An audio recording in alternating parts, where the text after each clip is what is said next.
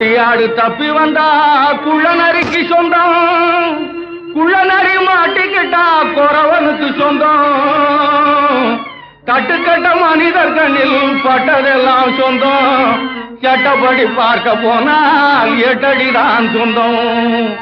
சட்டப்படி பார்க்க போனால் 8 அடிதான் சொந்தம்.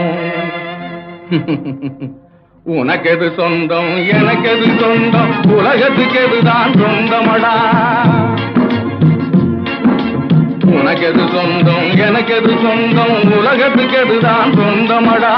மனக்கிருந்தால் நீ உணர்வதாலே வந்த லாபம் அதி மந்தமடா.